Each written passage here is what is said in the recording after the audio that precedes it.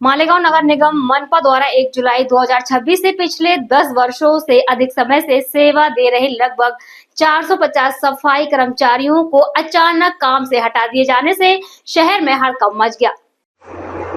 मालेगांव नगर निगम द्वारा 1 जुलाई 2026 को पिछले 10 वर्षों से अधिक समय से सेवा दे रहे लगभग 450 सफाई कर्मचारी को अचानक काम से हटा दिए जाने से शहर में हड़कंप मच गया। नगर निगम के इस अन्यायपूर्ण फैसले के कारण पिछले कई वर्षों से ईमानदारी से सेवा दे रहे इन कर्मचारियों और उनके परिवार के सामने बारिश के इस मौसम में भुखमरी की नौबत आ गई है। इस मामले में CIUT से संबद्ध मजदूर संघ ने नगर निगम आयुक्त को ज्ञापन सौंपकर प्रशासन के इस रुख का कड़ा विरोध जताया। कर्मचारियों की सेवा शर्तों से जुड़ा मामला फिलहाल अदालत में लंबित है। कोर्ट द्वारा कर्मचारियों की सेवा शर्तों में कोई बदलाव न करने के स्पष्ट निर्देश दिए जाने के बावजूद प्रशासन ने इन आदेशों को ताक पर रखकर ये गैर कानूनी कार्यवाही की है। गेले 10-12 वर्षापासून हे कामगार सतत महानगरपालिकेमध्ये मानधनाच्या नावावर, ठेकेदारीच्या पद्धतीवर, डेली वेजेसच्या नावावर सतत काम करत आहेत। मागच्या वेळेस ह्या कामगारांना मानधनावरून काढून कंत्राटी पद्धतीने आयुक्त भालचंद्र गोसावी यांनी टाकले होते। आताही तीच पद्धत होती, परंतु गेले 1 जुलैपासून हे कामगार घरी आहेत। तरी आमची प्रमुख मागणी आहे की पहिले ह्या कामगारांना कामावर घ्या। काय चर्चा झाली काय?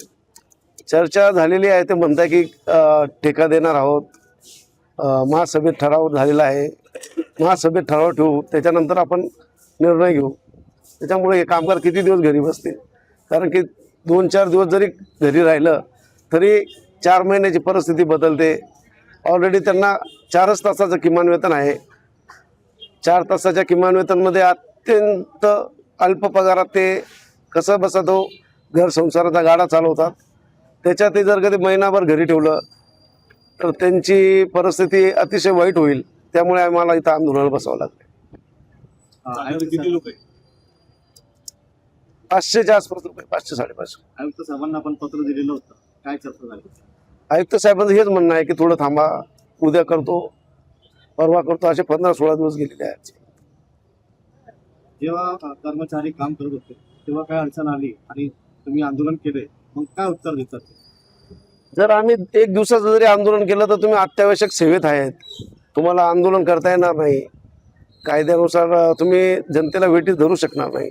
पण आज 18 दिवस झाले, आज लोक घरी आहेत। मला माहिती नाही साफसफाई कशी होती। आता अत्यावश्यक सेवा वाटत नाही का नगरपालिकेला? हा मोठा प्रश्न पडत आहे। पारके साहेब काय म्हणतात? नाही, त्यांचं निवेदन घेऊन आता आयुक्त साहेब नाही आहे, त्यांना सगळ्या गोष्टी त्यांना 500 से जास्त कर्मचारी मतलब ते कामावर नाही, मग सॅलरी स्वस्त तर कसं काय सांगलं? आपले परमानंट लोक टाकले ना, प्रभाग 1 आणि 4 लोक किती?